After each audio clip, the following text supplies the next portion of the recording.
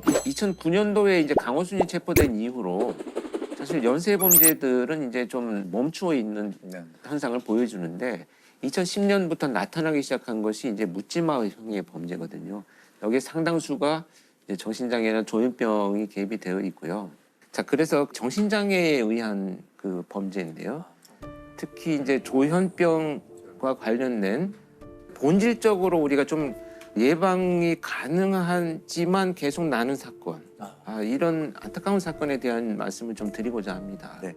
우리가 어떻게 지금 이 사건들을 바라봐야 되느냐, 이런 관점에서 좀 말씀을 드리고자 합니다. 사회적으로 좀 위협되는 범죄로 드러나죠. 거기 이제 우리 대표적으로 다들 알고 계시는 소위 이제 안인득 사건이라고 했어요. 진주 아파트에서 방화를 저지르고 대피하는 주민들을 계단에서 무참히 살해한 이런 사건이 있었습니다. 엄청나게 사회적으로 문제가 됐던 굉장히 심각한 사건이죠. 문제죠. 예. 오늘 새벽 경남 진주시 가주아동에 있는 아파트에서 40대 남성이 자신의 집에 불을 지른 뒤 대피하는 주민들에게 흉기를 마구 휘둘렀습니다. 불은 30분 만에 꺼졌지만 인명피해는 컸습니다. 주민들은 화재 당시 대피하다가 3, 4층 계단과 1층에서 피 흘리며 쓰러진 주민들을 발견했다며 당시 충격적인 상황을 증언하기도 했습니다. 이제 라이터로 불은 지우는 다음에 이제 흉기 두 자루를 준비해가지고 아파트 계단에 탁 앉아서 기다립니다. 이렇게 기다린 이유가 결국은 계획성을 가지고 대피하는 사람들을 모두 살해하겠다라는 뚜렷한 범행의 의도를 드러내는 거죠. 그 화재 경보가 이제 울리기 시작을 하니까 결국에 이제 그 새벽에 갑자기 잠자던 분들이 얼마나 놀라서 이제 비상계단으로 유일한 대피를 했던 거죠. 이 사건으로 인해서 결국은요, 단 12분 만에 도피하던 어린아이들 또 여성들이 5명이 사망을 하고 중상해를 입은 분이 17명, 그래서 총 22명이 사망 상해를 당한 사건입니다. 그래서 양형이 어떻게 됐죠? 결국은 사형이 선고가 됐었는데 항소심에서 이제 결국 마지막으로 이제 무기징역이 확정이 됐습니다. 이제 왜 그렇게 이제 감형이 됐냐면 정신장애가 있는 범죄자들이 체포가 돼서 재판을 받게 되면 감정 의뢰를 해야 되는데 감정 결과 전형적인 조현병 증상에 해당이 된다. 이렇게 결론이 내렸습니다. 여기에서 나온 내용이 잠깐 제가 이제 읽어보면 개연성이 없어 보이는 두 대상을 연결해서 자신의 의심과 불신을 강화시키고 전혀 자기와 관련 없는 이 사람들의 일상생활을 나한테 해를 끼친다고 자꾸 연관시켜서 생각을 하는 이런 문제가 있다는 것을 이제 인정을 하는 거죠. 그리고 어떤 그 체포가 되어가지고 가면서 아마 여러분들 방송 뉴스에서도 보셨을 텐데 전혀 그 말도 안 되는 얘기를 하거든요. 주공삼자 아파트네. 완전 미친 정신 나간 것들만 수도를 가다 진주시 비리와 부정업에 심각합니다. 하루다 멀다고 불이익 당하는 사람들은 어느 정도나 많아져 가고 있는지 그거 좀 조사 좀 해주십시오. 좀 과대망상이네요. 네, 전혀 해당되지 않는 것을 주장을 하고요. 내가 살기 위해서는 이렇게밖에 할 수 없었다라고 하는 정당방위를 주장을 하는 거죠. 그래서 이런 점들로 봐서는 굉장한 어떤 그 편집증적인 증상 또 망상 이런 것들이 개입이 됐다는 것이 이제 감정 결과에서도 드러나고 있습니다. 그래서 치료 감옥과 같이 병행이 된 것으로 나타나고 있습니다.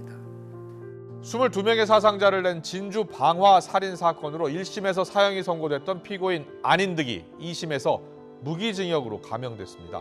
재판부는 안인득이 조현병으로 심신미약 상태에서 범행을 저지른 것으로 판단했습니다.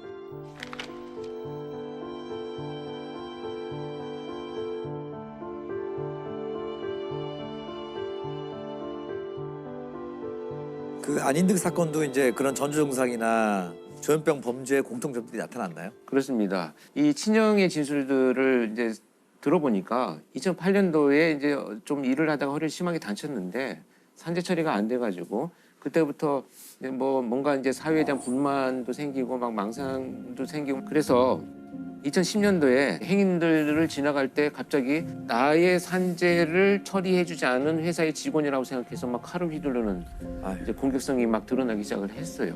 그래서 이제 가족들이 치료를 시킵니다.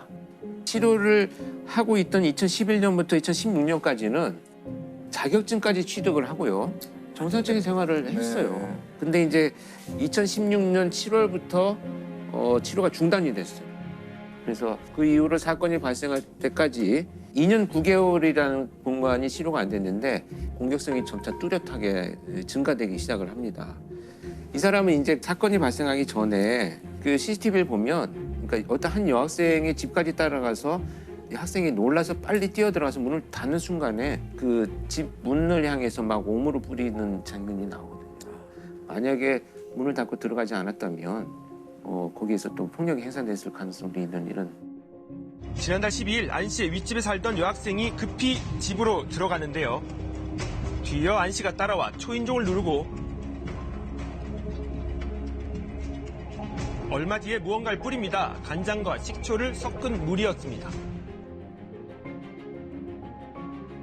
안인득도 결국은 공통된 특징이 나타난 것이 이제 고립돼서 혼자 있었다라는 거, 치료가 중단돼 이제 3개월이 넘었다는 거, 이것이 이제 아주 정정적으로 공통되게 나타나고 있습니다.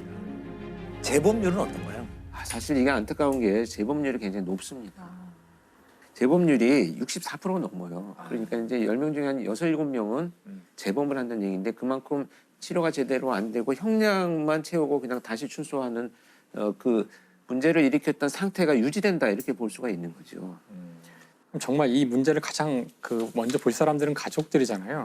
그럼 가족 입장에서는 만약에 조현병 환자 같은 사람이 있다. 네. 그럼 어떻게 하는 것이 최선의 방법일까요?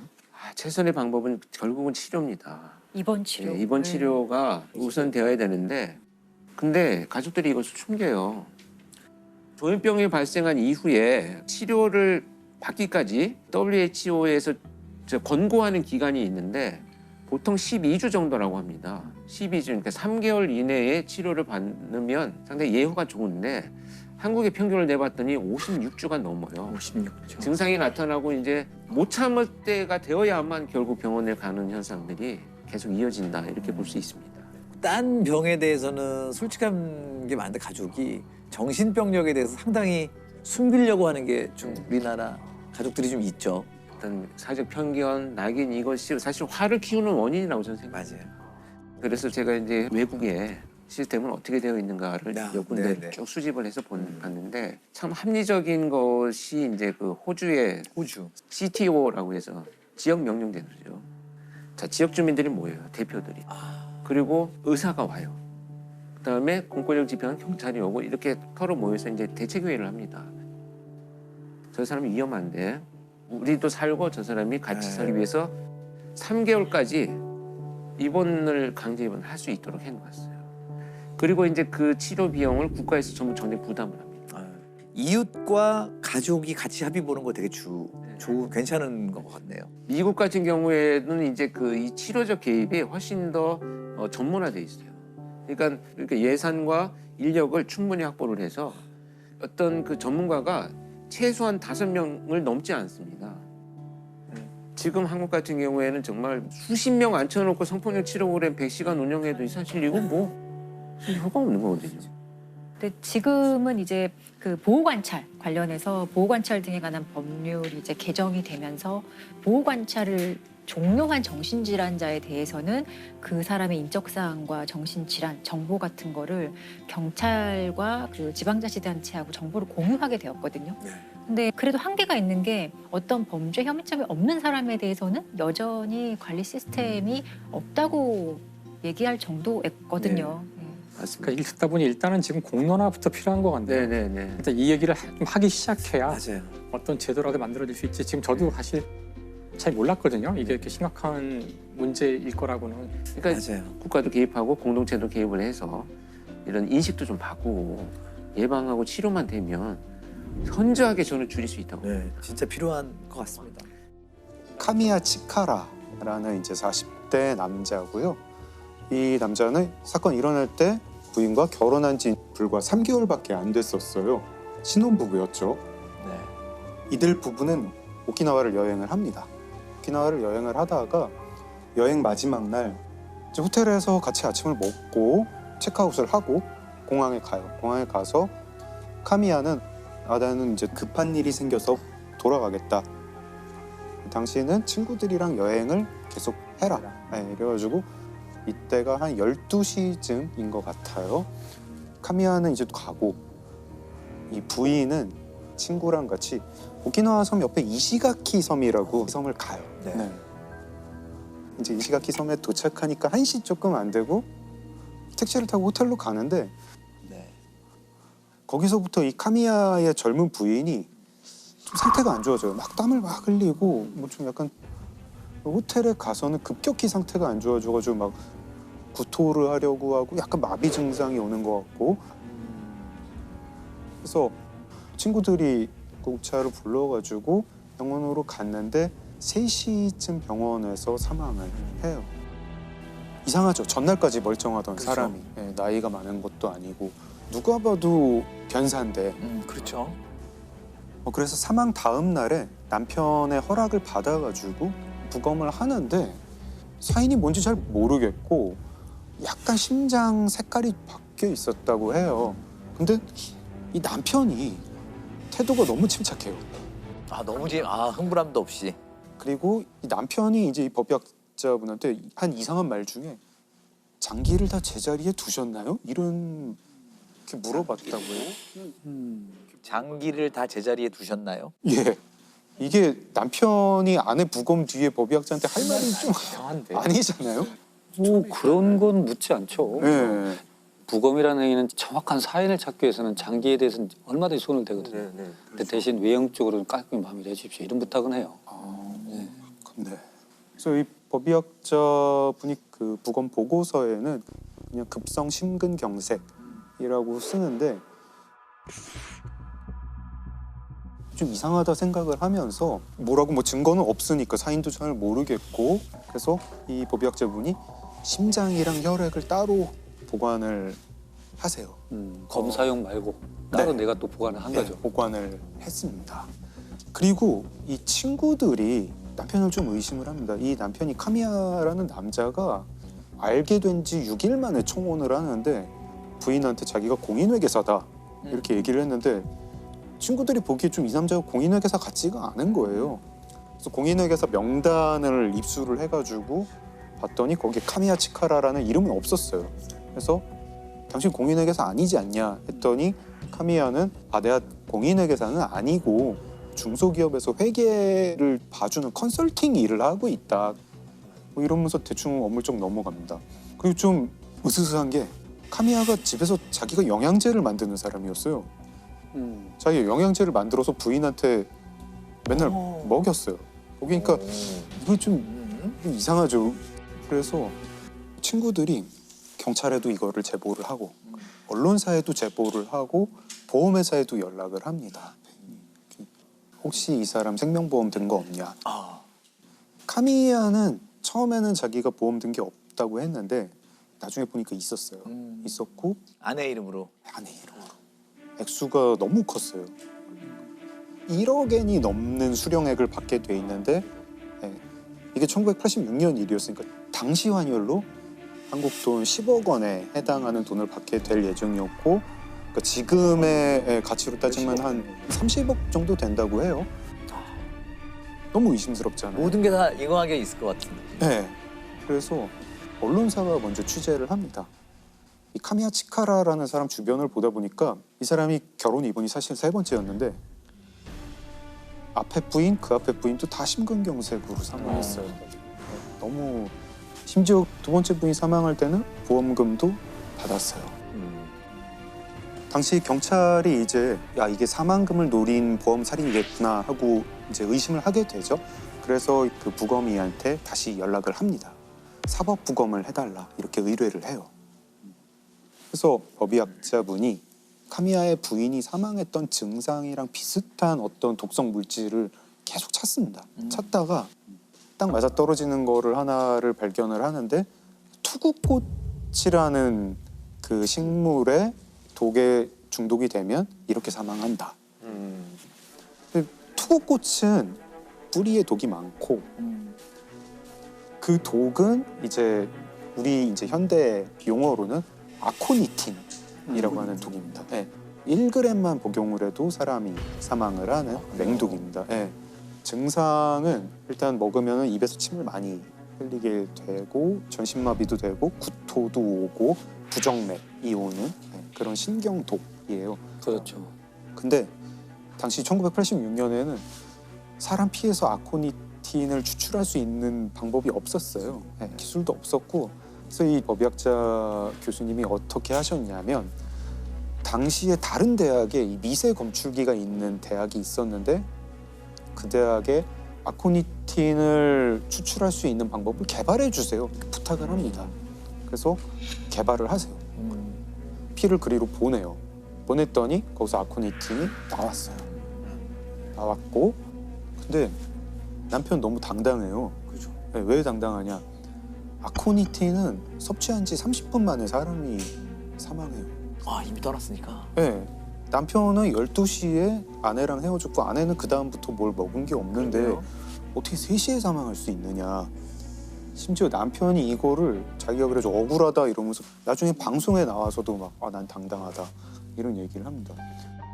はっきり申し上げておきますけども、私は全く何もやっておりません。やってないのにやったように報道されて大変迷惑を被ってますから。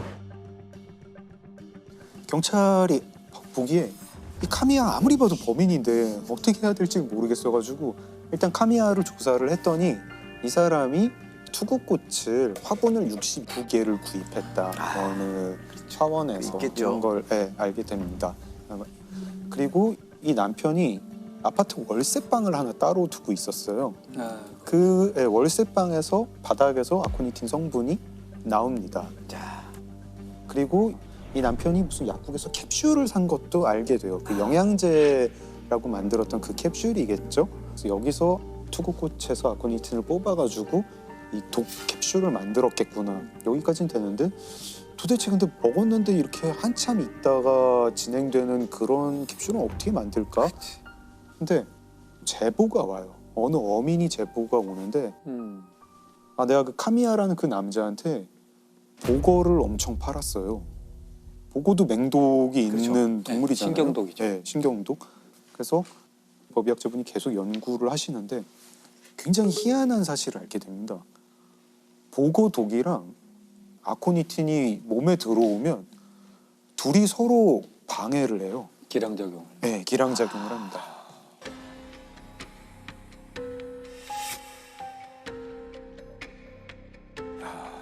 보고독은 아코니틴 독을 방해를 하고 아코니틴 독은 보고독을 방해를 해서 둘 다 원래 먹으면 그냥 바로 응급실 행인데 서로의 기능을 방해하는 거군요. 서로가. 서로의 기능을 방해를 합니다. 노벨상급인데.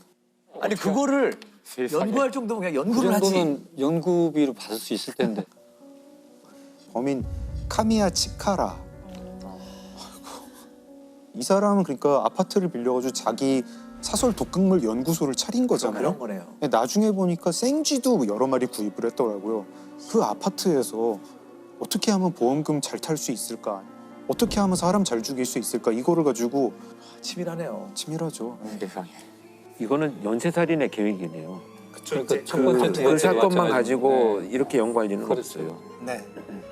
근데 사실 전 부인 같은 경우에는 뭐 지금 입증할 수는 없어서 기소는 못 합니다. 그래서 세 번째 부인만 가지고 기소를 해서 무기징역을 받았고요. 감옥에서 암에 걸려가지고 2012년에 사망을 했습니다.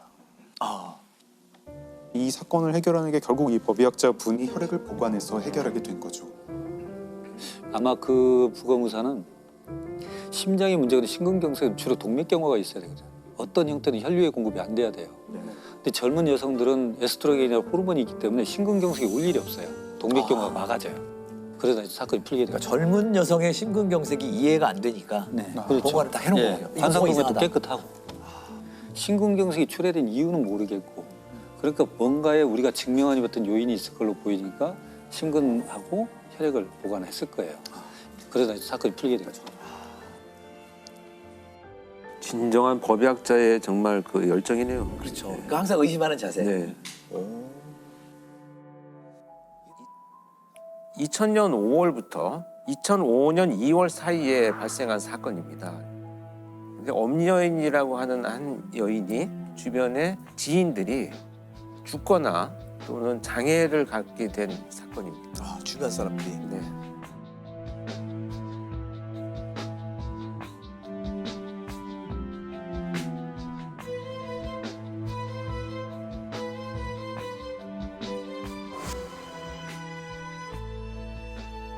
개요를 좀 몇 가지 하나씩 살펴보겠습니다. 첫 번째 사건은 남편을 살해한 사건인데요. 엄여인은 이제 첫 번째 결혼한 남편의 보험을 3군데나 가입을 합니다. 보험을 가입한 이후에 어느 날 남편한테 수면제를 먹여서 잠이 들게 한 이후에 핀 같은 걸로 눈을 찔러서 실명을 하게 만듭니다. 남편은 모르는 건가요? 눈이 갑자기 안 보이게 되는 건가요? 눈에 굉장히 심한 상처가 났는데 자기 잘못인 것으로 생각을 한 거죠. 그리고 나서 이제 몇 달 뒤에 다시 이제 그 수면제를 먹여서 잠이 들어 있는 남편한테 얼굴에 끓는 기름을 부어서 화상을 입히게 됩니다. 4주에 이제 화상을 입히죠. 그래서 이런 상처들로 인해서 이제 장애를 입고 상처를 입고 치료를 하던 이 남편은 결국 다발성 자창 출혈 이런 것들로 인해서 사망을 하게 됩니다. 그리고 나서 이 사망한 남편의 보험금을 3억 원을 받게 됩니다.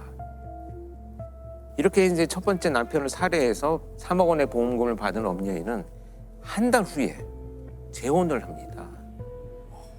그리고 나서 똑같은 방법으로 또 그 수면제를 먹인 후에 눈을 찔러서 장애를 입힙니다. 보험사에는 이물질이 눈에 들어가서 지금 심한 상처가 났는데 아마 이것이 이제 실명이 될 것 같다라고 한 진단을 받게 되면서 보험금을 4천만 원을 또 수령을 합니다. 결국 이제 지속된 이런 여러 사건들로 인해서 치료를 제대로 받지 못한 이 남편은 또 사망을 하게 됩니다. 그러면 원래 남편부터 재혼한 남편까지 두 명을 살해한 거네. 2명을 살해했죠.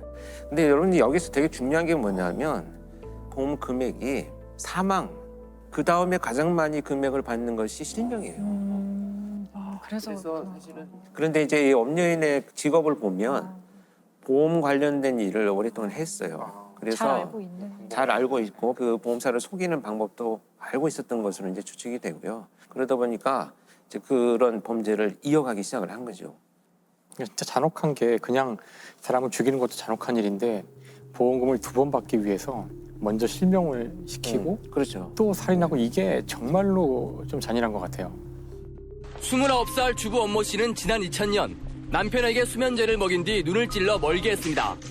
치료를 받던 남편이 숨지자 엄 씨는 보험금으로 2억 8천여만 원을 타냈습니다. 2년 뒤에 재혼한 남편도 똑같은 방법으로 당해 치료를 받다 숨졌습니다.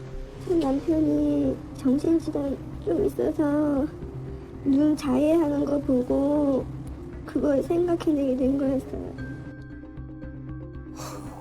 여기에서 중요한 건 뭐냐면 그동안의 과정에 왜 의문을 제기하지 않았는가를 그렇죠. 살펴봤더니 너무나 지극정성으로 남편을 돌보는 모습을 보여준 거예요.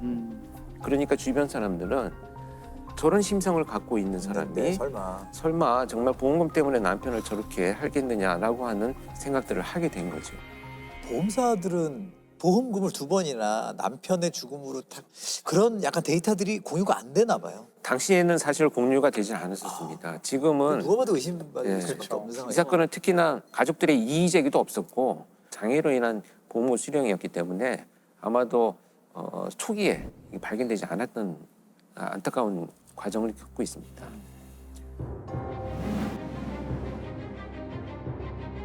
이제 이 2 사건을 저지르고 나서 이 엄여인은 본격적으로 범행을 저지르기 시작을 합니다. 이제 시작이었던 거죠. 아이고. 그래서 이 범행의 대상은 결국 이제 자신의 가족들로 향합니다. 정말 끔찍한 것이 수면제를 탄 주스를 만들어 가지고 자기 어머니한테 그걸 먹게 만듭니다. 정신을 잃은 어머니의 눈을 주사바늘로 찔러가지고 또 실명을 시키고 장애를 만들죠. 결국 이제 이 사건으로 어머니가 실명한 보험금 7천만 원을 또 자기가 수령을 하게 됩니다. 근데 사건을 계속 이어갑니다. 지금 사건이 계속 남아 있어요. 어떻게 이럴 수가 있지. 이제 그 친오빠를 대상으로 자행이 됩니다. 수면제를 사용해서 정신을 잃게 만든 다음에 염산을 부어가지고 눈을 실명을 시킵니다. 이때 이제 이 오빠가 치료를 하기 위해서 병원에 입원을 합니다. 결국 친오빠도 살해를 해야 되겠다라고 생각을 해서 입원을 한 병원에 찾아가가지고 링거 호수에 이물질을 넣어서 살해하려고 계획을 했지만 병원에 이제 그 감시 시스템이 잘 돼 있어서 실패를 하게 됩니다. 근데 이 사건은 지금 말씀드린 사건은 이제 범행이 다 끝나고 나서 본인의 자백에 의해서 밝혀진 사건이요. 이게 좀 개요들만 훑어가는데도 너무 분노가 아니고 약간 경악스러운. 여기서 정말 이제 경악스러운 일이 더 벌어집니다. 5번째 사건이 발생을 하게 되는데요. 그동안의 범행 수법이 유사하게 이루어지다 보니까 이것이 밝혀질 것이 두려워서 수법을 바꾸는 치밀함을 보여주기 시작을 합니다. 오빠와 동생한테 수면제를 먹인 후에 방화를 저질러서 화상을 입힙니다. 그런데 여기에서는 왜 자기가 그 범행의 용의점을 벗어났냐 하면 자기도 그 장소에 있으면서 이제 이 유독가스를 흡입해서 치료를 받거든요. 그러다 보니까 이제 용의선상에서는 벗어나죠. 이렇게 이제 수사망을 벗어나기 시작을 합니다. 그래서 이 사건으로 인해서 결국 총 3억 원의 보험금을 또 자기 앞으로 수령을 합니다. 그래서 온 일가족의 죽음과 장애를 통해서 지금 수억 원의 보험금들을 수령을 하기 시작을 하죠. 20대 후반의 주부가 보험금을 타내려고 첫 남편과 두 번째 남편, 어머니 그리고 오빠의 눈을 차례로 실명시키고 집에 불까지 질렀습니다. 보험 설계사 경력이 있는 엄 씨는 어머니와 오빠 이름으로 보험을 나누어 든 뒤 보험금을 모두 가로챘습니다. 제가 그랬을 거라고는 생각 안 했었을 거예요. 그 돈으로 뭘 했던 거예요? 지금 끔찍하게도 이런 돈을 그냥 유흥에 사용한 것으로 나타나고 있는데요. 이 유흥에 필요한 돈들을 어떻게든지 마련해서 나를 포장하는 것이 훨씬 더 내 삶의 가치가 있다라고 생각하는 왜곡된 관념을 갖게 되는 거죠. 결국 이게 발각이 됐으니까 지금 다 밝혀진 거겠죠? 그렇습니다. 근데 여기에서 밝혀진 것이 아니고 사실 엄여인은 또 다른 사건을 저지릅니다. 더 저질러요? 방화 사건이 저지르고 난 이후에 어머니 명의로 되어 있는 아파트를 팝니다. 그리고 나서 자신의 집에서 가사 도우미로 일하고 있던 분의 집에 가서 지금 불이 나서 내가 지금 환경이 어려운 상황이니 좀 지내게 해달라라고 부탁을 하고 그 집에 들어갑니다.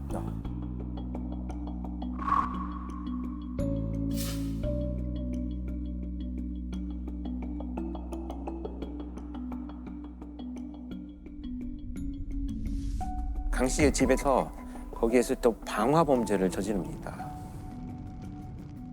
결국 그 화재로 강 씨 남편은 사망을 합니다.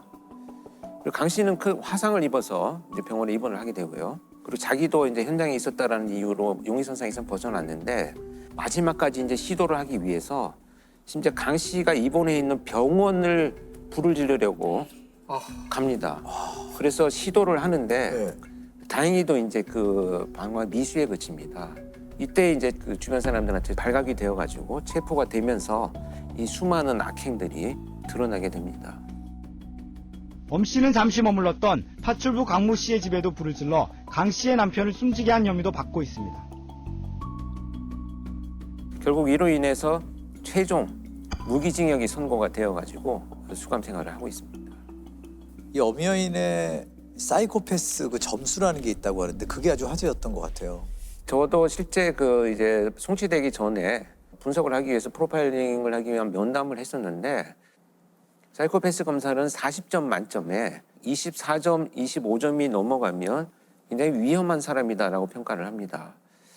그 알고 계시는 뭐 유영철, 뭐 강호순 이런 자들이 뭐 37점, 38점 이렇게 되니까 굉장히 높은 위험성을 갖고 있다라고 표현하는데 엄여인은 죄책감의 결여, 그다음에 충동성, 자기중심성 이런 것들을 평가하는 사이코 체크리스트에서 40점에 육박할 것이다. 전부 이렇게 진단을 하고 있습니다. 그러니까 자기중심적 사고나 또는 충동성 이런 부분들이 굉장히 심각하게 높았던 제가 직접 만났을 때는 의외로 거의 말을 하지 않았었어요. 그러니까 어떤 의미로 저는 받아들였냐면 일종의 수치심을 느꼈다라고 생각을 하는데요. 범행을 저지른 결과에 대한 수치심이 아닙니다. 이건 자신에 대한 수치심이에요. 들켰다는. 그러니까 무슨 얘기냐면 이렇게 자신에 대한 수치심을 갖는 경우는 과도한 자존감이 있는 경우에 이 모든 일들이 내가 이렇게 잘못한 것이 아니고 내가 잘못한 것이라고는 체포될 만한 빌미를 내가 만들었기 때문에 내 스스로 수치스럽다라는 이런 의미를 더 잘할 수 있었는데 그렇죠. 내가 잘못해서 잡혔다. 자신에 대한 연민을 드러내는 그런 면담의 느낌들을 많이 받았습니다. 자, 이 엄연인 사건으로 알 수 있는 특징은 무엇일까요? 일단 특징 첫 번째는 범행 대상이 주로 가까운 지인이나 가족, 면식 있는 사람들일 가능성이 높다라는 것이고요.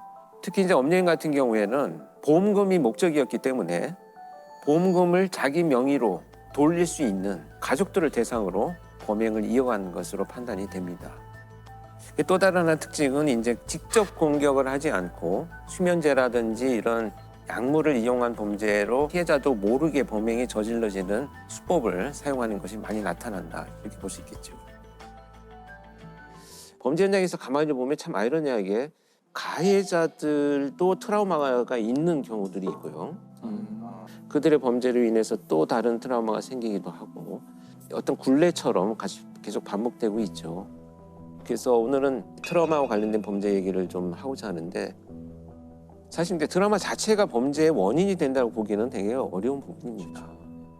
그렇지만 이제 그 트라우마가 수면 위로 올라오면서 범죄 현장에 어떤 행동으로 나타났느냐를 알 수 있는 사건이 하나 있었습니다.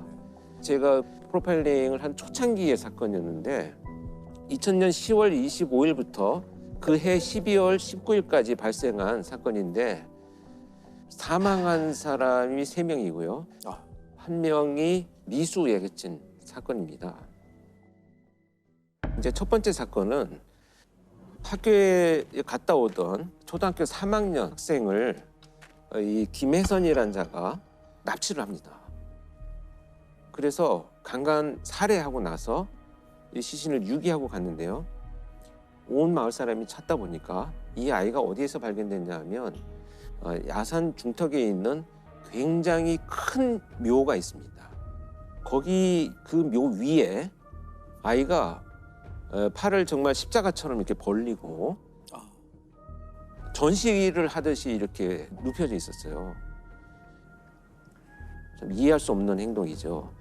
왜냐하면 범죄자의 심리라고 하는 것이 기본적으로 시신을 어떻게든 은폐하고 그 발견이 지연되도록 만들고 가는 것이 기본적인 범죄자들의 범행 이후의 행동인데 팔도 이렇게 벌려놓고 전시를 해놓은 것처럼 나타났습니다. 그래서 그때 당시에 이제 굉장히 논란이 많았었죠. 이 행동에 대해서 열심히 수사만 전개되고 있던 와중에 두 번째 사건이 발생을 합니다. 그 19살 된 여학생이 귀가하던 중에 이 김혜선을 또 마주칩니다. 그런데 그 피해 상황을 모면해서 이제 도주를 하죠. 그리고 경찰에 신고를 합니다. 그래서 이때 몽타주가 만들어집니다. 그리고 첫 번째 사건에서는 족적 한 2개를 발견을 합니다. 그런데 이 족적과 몽타주를 가지고 계속 수사를 이어가고 있는 와중에 안타깝게도 이제 세 번째 사건이 발생을 합니다. 근데 이 세 번째 사건은 고등학교에 다니는 누나와 이 남동생이 농로를 걸어가고 있는데 김혜선이 이 피해자 아이들을 덮쳐서 밀어서 농로 밑으로 추락을 시킵니다. 남매로 공격한 이 김혜선은 이 남동생 목을 졸라서 살해를 하고 이 누나인 여학생을 야산 쪽으로 끌고 올라가서 끈으로 묶고 강간 살해하고 나서 피해자의 신체 일부를 훼손을 해서 가지고 그 현장을 떠납니다. 자, 근데 여기에서 족적이 발견이 됩니다. 근데 이 족적이 첫 번째 현장에서 나타난 족적과 동일하게 나타납니다. 그래서 이걸 이제 연쇄 사건으로 판단을 하고 일단은 신발을 찾는 수사를 전개를 했는데 한 집을 방문을 했는데 마당에 진흙개비가 내린 이 마당에 이 족적과 같은 신발의 족적이 있는 집을 발견을 합니다. 그래서 투입이 된 수사관들이 현장에서 피해자의 신체 일부와 현장에 썼던 끈, 또 칼 이런 도구들을 발견을 하고 체포를 하게 된 이런 사건입니다. 전북 고창에서 발생한 엽기적인 연쇄 살인 사건은 어제 검거된 이웃마을 30대 남자가 저지른 것으로 밝혀졌습니다. 강간 전과자로 일정한 직업이 없이 흉기와 노끈을 소지한 채 조용했던 농촌 마을에 씻을 수 없는 충격을 안겨줬습니다. 약간 범인은 사이코패스라고 봐야 될까요? 저는 지금 아마 검사를 했다면 상당히 높은 점수를 가진 사이코패스의 성향을 갖고 있다고 봅니다. 제가 현장에 투입이 됐었던 사건이고 면담을 실제 들어갔을 때도 이 김혜선이 저한테 이제 굉장히 얼굴에 미소를 띠면서 자신 있고 즐거운 표정으로 했던 얘기는 뭐냐면 그 시기에 자기가 동물을 학대한 내용들을 설명하는 과정이었습니다. 갈등이나 이제 어떤 그 스트레스 요인이 됐을 때 있는 동물들한테는 다 잔혹행위를 저질렀는데 사실 성장을 해가지고 사람한테도 같은 방식으로 공격 행위를 하면서 자존감이 회복되는 그런 느낌들인 거죠. 전형적인 사이코패스의 모습을 진짜 드러내는 이런 자였죠. 아, 그러면은 무덤에 눕혀가지고 이렇게 전시하듯이 했던 그 이유가 뭘까요? 네, 그것이 이제 가장 의문스러웠죠. 출장을 가서 이제 면담을 하기 시작을 했어요. 근데 왜 그랬느냐라는 질문에 화가 나서 그랬다는 거예요. 화가 나서. 그런데 화가 났다는 표현조차도 지금 이 행동을 도무지 해석할 수 있는 연결고리를 찾을 수는 없었습니다. 그래서 저는 이제 면담을 이어가면서 끝없이 뭔가 이 사람의 어떤 삶의 궤적을 들여다보면 아마도 이 행동의 어떤 원인을 찾을 수 있지 않겠는가. 이제 끝없이 여러 질문들을 했어요. 저도 질문을 계속 이어가던 중에 자 이제 어린 시절의 이야기를 하기 시작을 했습니다. 그래서 아주 어린 시절부터 이유 없이 이제 자기는 가정폭력을 심하게 받았다는 거예요. 아버지한테 밥상을 뒤집어 엎고 두들기고 맞고 이런 일들이 있었다고 합니다. 자, 이제 문제는 뭐냐면 그런 학대를 받고 나서 늘 옷을 벗긴 채로 쫓겨났던 거예요. 그래서 그 바깥에서 이렇게 오들오들 떨고 있는 장면들이 늘 그 마을에 있던 친구들한테 노출이 된 거죠. 근데 이 시골 마을이라고 하는 것이 중학교도 같이 가고 고등학교도 같이 가고 이렇게 평생을 이렇게 벗는 것에 대한 노출이 굉장히 이 사람은 처벌이었던 거죠. 그래서 지금도 나는 반팔 반바지 안 입어요. 긴팔 입고. 네. 그 말을 듣는 순간 아 이것은 지금 이 굉장한 연결고리가 있는 것이구나 이제 알게 된 거죠. 그래서 이 첫 번째 피해 아동이 납치를 해서 성폭행을 하려고 데리고 갔는데 성폭행을 하는 과정에 이 아이가 사망을 해버렸다는 거예요. 네. 의식을 잃고 자기는 자기의 목적을 이루지는 못했는데 아이가 사망했다는 것이 화가 났다는 거죠. 그래서 자신이 극도로 혐오스러워하는 이런 노출을 통해서 피해자를 거기다 전시해놓고 마치 형벌을 준 것처럼 이렇게 생각을 했습니다. 자기가 갖고 있는 트라우마를 결국은 범죄 행동에서 그렇게 표출되는 특이한 유형의 범죄죠. 트라우마에 대해서 좀 과학적인 연구도 많이 되고 있다고요?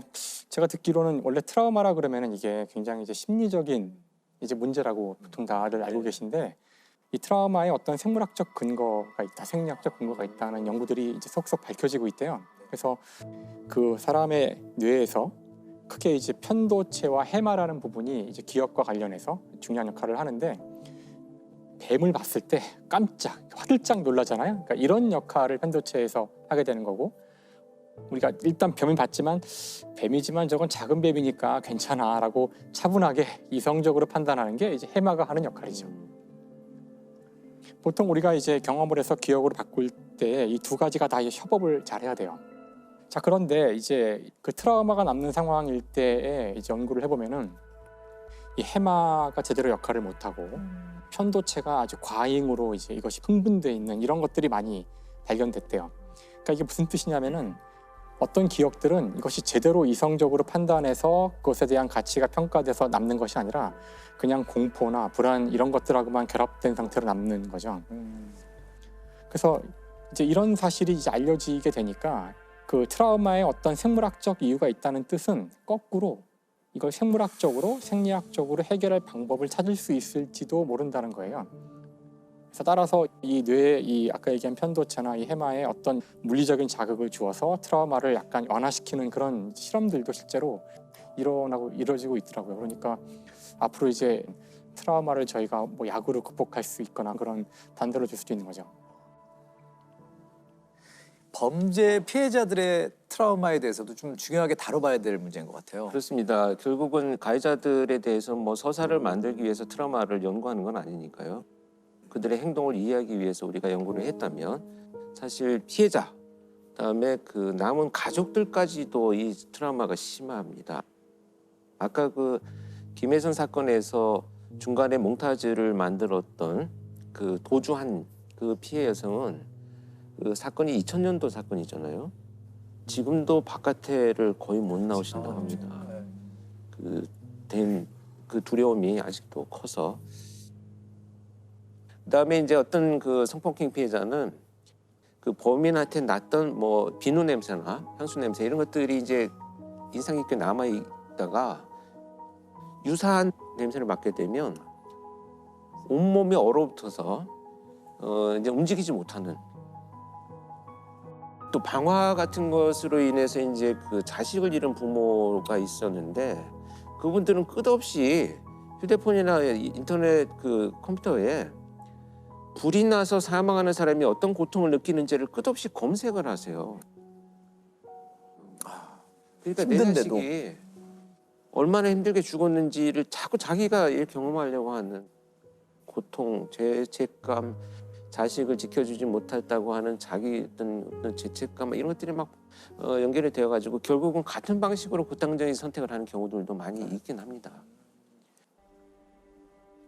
해마다 발생하는 수만 건의 범죄 뒤에는 상처를 입고 힘들어하는 피해자들이 존재합니다. 연쇄살인범 유영철에게 희생된 피해자의 친동생이 스스로 목숨을 끊었습니다. 안양 초등생 유괴 살해 사건의 피해자 이양의 아버지 이천 씨가 7년간 술로 괴로움을 달래다 딸의 곁으로 갔습니다. 다 피하는 것도 정말 어떻게 살아요? 자식을 본 죄인인데 무엇을 말하지? 어떻게 하는 게 아니고 내가 지금 그 얼굴을 보려는지 지금 우리 딸이 땅속에 묻고 살면. 사실 범죄 피해라고 하는 것이 국가에서도 책임이 있다고 봅니다. 안전을 책임져야 되는 국가가 사실 소홀히 한 책임들도 있죠. 물론 가해자의 비난이 당연히 크겠지만 범죄 피해자에 대해서 국가가 구조해야 될 의무는 헌법상 의무예요. 헌법 30조에 보면 범죄 피해자에 대해서는 법률이 정하는 바에 의하여 국가로부터 구조받을 수 있다 이렇게 규정이 되어 있어요. 그래서 이 헌법상의 의무에 따라서 만들어진 법률이 범죄 피해자 보호법이라고 있어요.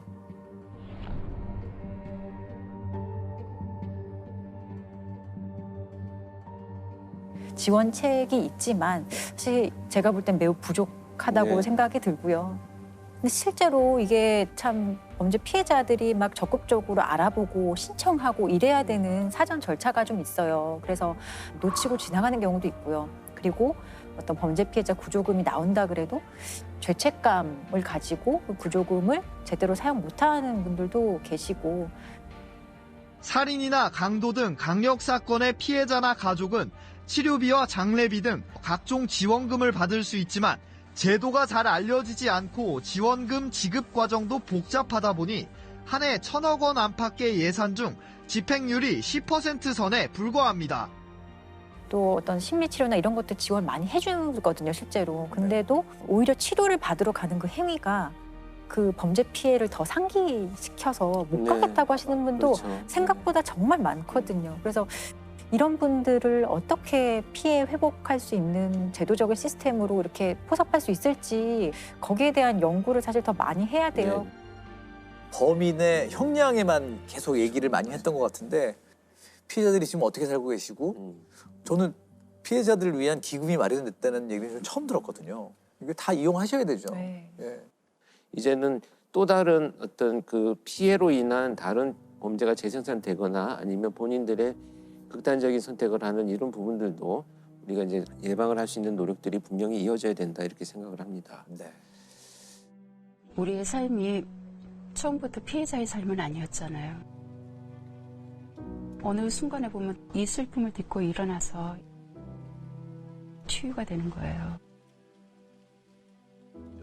제가 이제 퇴직을 했기 때문에 사건에 투입되지는 않았는데 이 사건이 워낙 충격적이다 보니까 사건 분석에 대한 의뢰를 받아서 일부 분석했던 사건입니다. 2020년 전주에서 발생한 소위 최신종 살인 사건인데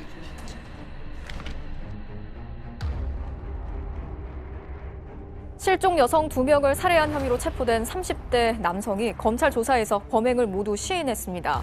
경찰 조사 결과 최 씨는 아내의 지인을 먼저 살해한 뒤 불과 4일 뒤엔 부산에서 온 20대 여성도 살해한 것으로 드러났습니다. 특히 부산에서 온 이 여성과는 일면식도 없던 관계였는데 최 씨는 익명 채팅 앱으로 연락을 주고받다가 자신이 있는 곳으로 오라고 유인해 살해한 것으로 드러났습니다. 이 사건은 당시 언론에 연쇄살인으로 보도가 됐었죠. 네네. 사실 최신종 살인 사건은 연쇄살인이라기보다는 연속살인에 가까운 의미를 갖고 있죠. 어떤 차이가 있을까요? 연속살인은 짧은 시간에 몇 건의 살인 사건이 이어지는 겁니다. 짧은 시간에. 연쇄살인 사건은 소위 냉각기라는 게 있어요. 그래서 일정 시간을 두고 계속 그 유사한 대상한테 벌어지는 것을 이제 우리가 연쇄살인 사건이라고 하는데 그러면 최신종 사건은 최신종 연속살인 사건 이렇게 보는 것이 가장 타당한 사건입니다.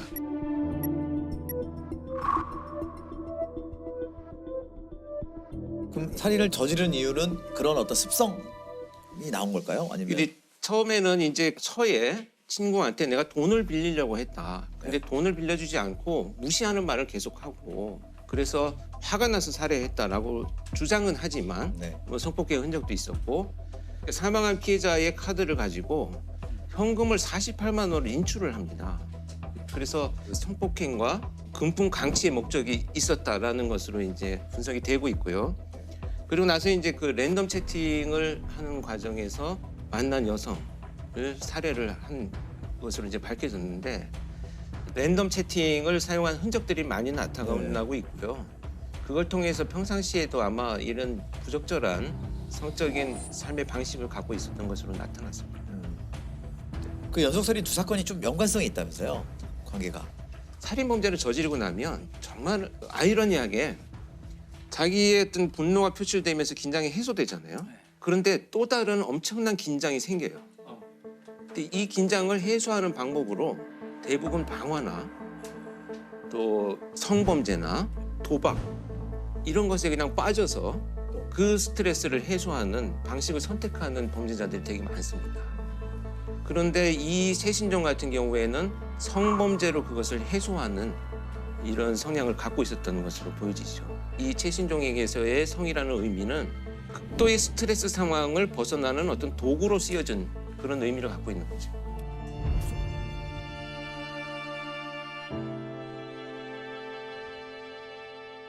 그동안 진짜 고마웠어. 정말 사랑하고 미안해.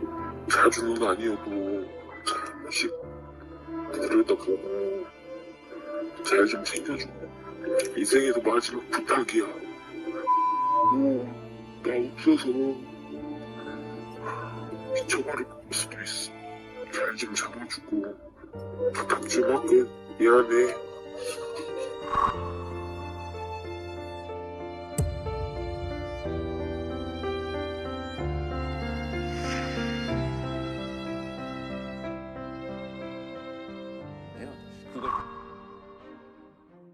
자, 그리고 또 다른 편지 하나를 더 준비해 오셨다고요? 이 편지도 한 번씩 좀 나눠드리겠습니다. 자, 이건 먼저 보여드릴게요. 이건 편지 봉투에 써 있는 글입니다. 주소가 써 있는 게 아니고 편지 봉투에 이렇게 써 있었어요. 표기도 다 틀리고.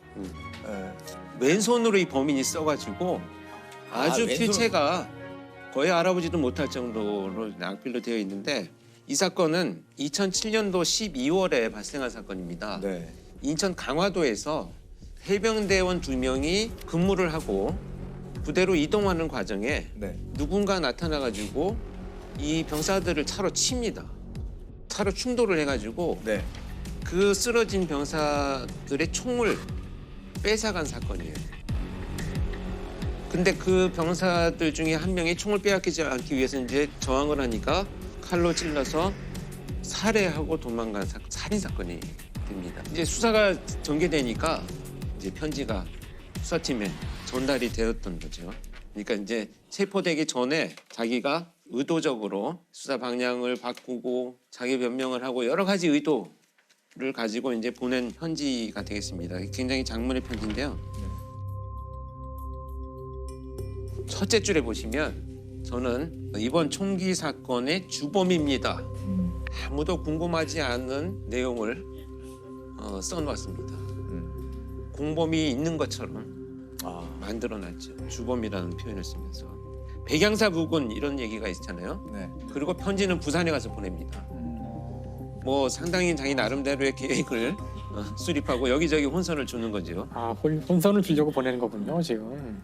실제로는 백양사 부근에서 이제 아무것도 없었던 거죠? 백양사 부근보다는 조금 떨어진 곳에서 실제 총기는 발견이 됐습니다. 수색 중에 발견은 됐어요. 총 발견이 됐고. 그리고 이제 군인과의 뭐 대치 상황에 대한 이제 이 내용들은 사실 언론에 보도가 안 된 거예요. 그래서 수사팀에 내가 진범이야를 힌트를 주고 있습니다. 범인만 아는 내용들을 살짝 넣어놨어요. 그리고 민간인으로부터 모자, 혈액 등 구입해서 범행 현장에 방치해서 수사 방향을 혼선을 주려고 했다라고 하는데 이건 무슨 얘기냐면 격투하는 과정에서 자기가 실제 쓰고 있던 자기 모자를 떨어뜨려요. 그래서 경찰이 거기서 수거를 해가지고 DNA를 찾습니다. 내가 아니다. 그러니까 자기 거예요. 자기 거 건데 아니라고.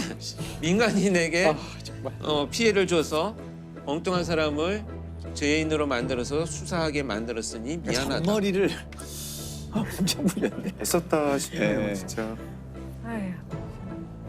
이 얘기 너무 재밌어요. 살인을 범했지만 최소한의 인권을 존중해 주시.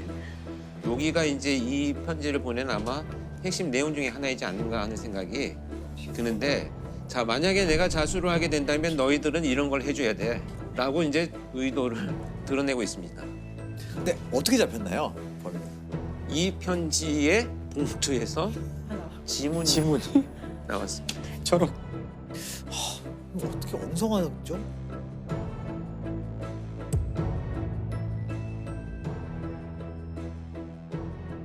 이 편지나 글을 통해서 심리 분석해봤는데 이 편지로도 이렇게 다 분석이 가능하군요. 또 짐승 같은 범죄를 하나 소개하려고 그럽니다. 황영동 살인 사건인데 황영동 49살 먹은 사내가 대낮에 공중화장실에서 자기랑 아무 상관도 없는 여성을 성폭행을 시도를 합니다. 사내는 이제 칼을 들고 협박을 했는데 그 여성이 이제 막 도와달라고 했죠. 도와달라고 하니까 옆에 전통 한옥이 공사 중이었어요. 거기서 공사를 하시던 인부분들이 여성을 이제 구하려고 사내를 이제 에워쌉니다. 이 사내는 또 그 인부들을 상대로 칼로 싸우려고 해요.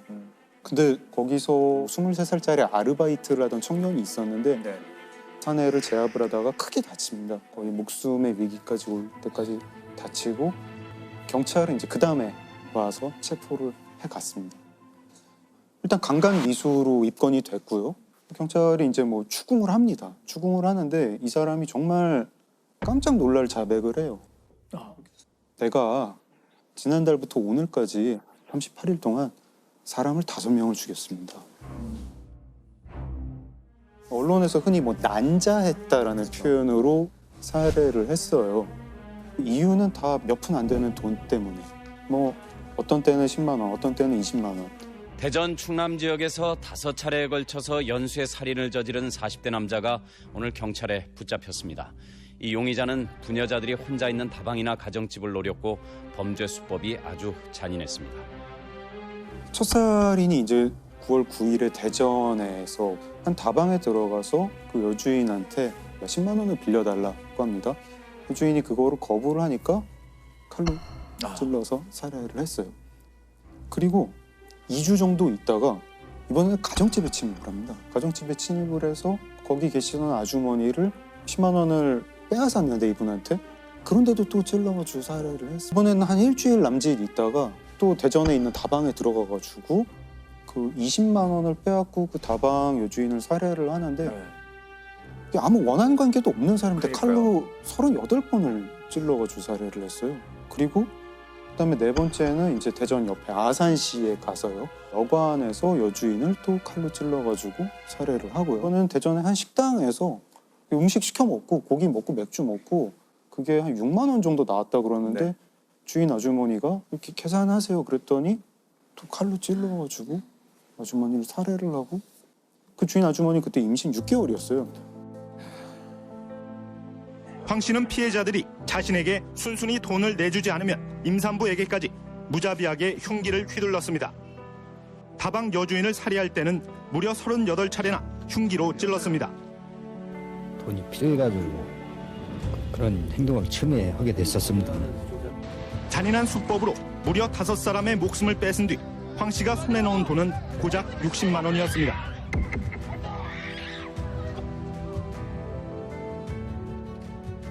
이게 총 몇 개월간 일어났던 거죠?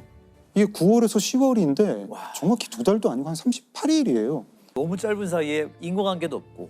근데 더 황당한 건 뭐냐면 이 사람이 이 사건을 벌이기 전에 7월에 잡혔었어요. 그리고 어떤 여성을 성폭행을 하려다가 특수강간으로 체포가 됐습니다.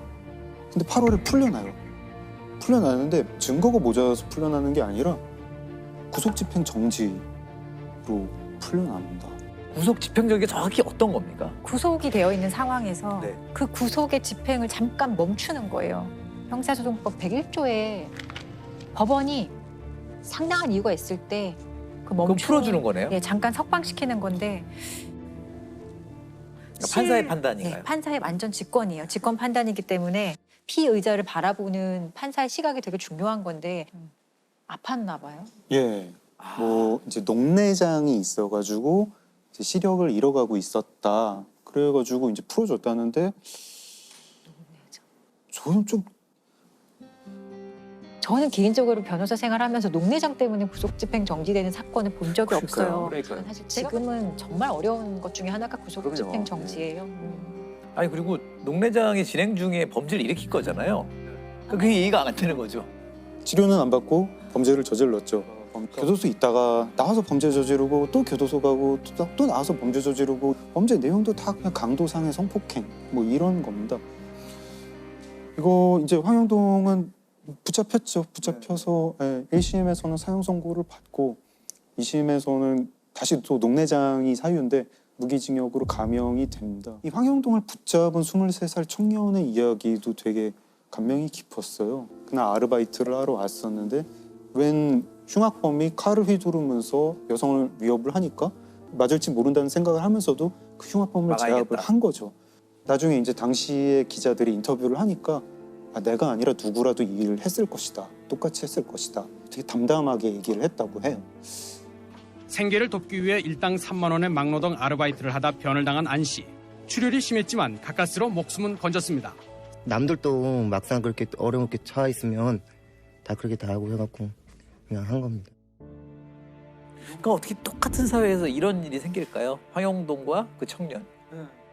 이런 게 계속 인간이라는 게 생각하면 생각할수록 너무 이상하고 근데 범죄 사건이라는 게 그런 걸 너무 보여주고 하니까 도스토옙스키를 비롯해서 소설가들이 그렇게 범죄를 모티브로 상욱쌤 긴 시간 지금 방송을 오늘 처음으로 저희 시청자 입장에서 예. 저도 그 니체의 그 짜라투스트라는 이렇게 말했다 그 책이 너무 좋아하는 책이라서 제가 기억에 남는 글이 그런 게 있어요. 인간은 극복되어야 할 그 무엇이다 라는 말이 나오는데요. 그 아까 그 장 작가님 이야기하신 대로 인간은 사실 양 끝에 짐승과 여기 인간이죠. 그 사이에 매달려 있는 줄처럼 이야기를 이제 했는데 인간은 자신을 극복하면서 인간은 멈추면 안 되는 존재라고 생각해요. 네, 다음 주에 그럼 뵙도록 할게요. 네, 수고하세요. 고생하셨어요. 2007년도 보성 이제 어부 살인 사건으로 많이 알려져 있고요. 어부 살인 사건. 도성에 살고 있던 어부가 2회에 걸쳐서 총 4명을 살해한 연쇄 살인 사건입니다. 제가 현장에 투입이 됐었던 사건이고, 그래서 이제 그 하나씩 살펴보면요. 2007년 9월 1일에 밤 10시경에 그 딸이 밤 10시가 되도록 연락이 안 되니까 한 어머니가 이제 실종 신고를 합니다. 그런데 경찰이 수사를 해보니까 이제 대학에 다니고 있던 이 딸이 같은 과에 있는 남자친구하고 같이 이제 보성 지역을 이제 여행을 하고 있는 것이 이제 흔적이 발견이 됐습니다. 이제 8월 31일에 마지막 CCTV를 보니까 실종이 된 여성 A와 남자친구 B가 숙소에서 같이 나와가지고 바닷가 쪽으로 가는 뒷모습이 찍혀 있습니다. 그 이후로 둘 다 실종이 됐어요. 둘 다 없어요. 네. 그래서 이제 그 수색을 하고 있던 중에 A 여학생이 시신으로 발견이 됩니다. 그래서 이제 살인 사건으로 수사를 전환을 하고 남자친구의 행적을 조사를 하고 있던 중에 결국은 이 남자친구도 시신으로 발견이 되어버렸습니다. 이 남자친구가 굉장히 건장한 체격을 갖고 있어요. 그런데 양쪽 발목이 골절 상태처럼 발목이 양쪽이 되어 있고 뭔가 이렇게 깊이 상처가 패인 것처럼 발견이 됐습니다. 그래서 이제 수사가 전개되고 있던 중에 9월 25일에 놀러 온 두 여성이 있었는데 또 시신으로 발견이 됐습니다. 다 보성에서요? 그렇죠. 그 장소 근처 이제 인근 해안이죠. 인근 해안에서 이제 경찰이 거기서 수사를 하고 있는데 시신이 또 발견이 되는. 그렇죠. 수사를 하고 있는데 또 2명의 시신이 발견이 된 거죠. 이건 뭐 사고사라고 하더라도 우연히 20일 만에 두 팀이 시신으로 발견된다는 거 이해하기 어려운 사건인데 크지도 않은 마을에. 그렇죠. 그런데 여기에서 문제가 됐던 것이 뭐냐면 이 두 시신에 남아있는 흔적이 앞에 발견됐던 시신의 흔적처럼 날카로운 것에 배어 있고 또 있어요. 또 골절이 있었던 거예요. 그리고 심지어 이제 이 두 분의 피해자들은 좀 멍이 있었고 누군가한테 이제 맞은 흔적이 나타났기 때문에 연쇄적으로 벌어진 사건으로 판단을 하고 이제 수사를 전환을 하게 됩니다. 그래서 그 1차, 2차 사건의 영화성을 찾다 보니까 한 가지 공통점을 발견을 했습니다. 이 1, 2차 사건의 피해자들이 모두 어떤 선박에 타고 있었다라는 것이 이제 밝혀졌다는 거죠. 이제 첫 번째 사건에서는 이 여학생이 119에 4번이나 통화를 시도한 흔적이 경찰이 발견을 했어요. 근데 2, 3초 만에 끊습니다. 뭔가 얘기를 하지 않고. 근데 통화 녹음된 거 들어보니까 모터 소리가 들리는 거예요. 그래서 누군가의 배에 지금 타고 공격을 당했다는 것으로 추론을 해나가기 시작을 합니다. 해상 연쇄 살인 사건의 첫 피해자인 대학생 추모 양이 119에 4차례 전화한 것은 지난 8월 31일. 조 양은 당시 119에 전화한 뒤 아무 말도 하지 않았지만 배의 엔진 소리인 기계음이 들렸습니다. 그러다 보니까 누군가의 배에 타고 있었다라는 것이 이제 짐작이 되고, 두 번째 사건에서는 두 여성이 이제 바닷가를 산책을 하고 있는데 한 여성이 내가 갑자기 남편한테 전화를 좀 해야 되는데 전화기가 없어서 그러니 전화기를 빌려주세요라고 자기 남편하고 통화를 합니다. 그리고 고맙다고 인사를 하고 갔어요. 근데 이 두 분이 어느 정도 시점이 지난 상황에 전화기를 빌려줬던 피해자들로부터 배에 갇힌 것 같다. 경찰 보트를 불러달라라고 하는 문자를 받고 경찰에 신고를 합니다. 그래서 누군가의 배에 지금 타고 지금 공격을 당했다는 것으로 추론을 해나가기 시작을 합니다. 그러던 중에 이제 그 탐문을 하다 보니까 그 마을에 70대 노인이 계신데 이 사람이 누군가 젊은 친구들을 좀 태우는 걸 봤다라는 진술을 확보를 합니다. 그래서 한 배를 찾아요, 결국. 그래서 찾아가지고 거기에서 20대 여성들의 물건들을 찾습니다. 뭐 유력하네요. 볼펜, 머리끈, 그다음에 뭐 모발 심지어 이런 이제 결정적인 피해자들이 이 배에 탔다라는 이제 그 배를 이제 확보를 하게 되죠. 그래서 이제 70세의 어부 오모 씨를 체포를 합니다. 그런데 이 두 번째 피해자 C와 D의 여성 피해자들의 증거물만 나왔기 때문에 이 1차 사건에 대해서는 끝까지 부인을 하고 있었던 상황이긴 했는데 재판이 진행되던 중에 이 소위 쌍끌이 배가 있잖아요. 두 배가 같이 가면서 그물을 연결을 해가지고 양쪽으로 쌍으로 바닥을 끌고 가거든요. 이 배가 건진 물건이 뭐냐 하면 A와 B가 찍었던 디지털 카메라를 빠뜨린 것을 건졌어요. 그것을 건져가지고 이 두 피해자가 그 범인과 같이 탄 배에 있는 사진이 찍혀 있는 것이 복원이 됐습니다. 그러니까 뭐 결정적인 증거로 그런 것들을 가지고 추궁을 했더니 이제 결국 자백을 합니다. 성범죄를 저지르려고 했는데 피해자들이 저항을 해서 살해를 했다 이렇게 이제 자백을 합니다.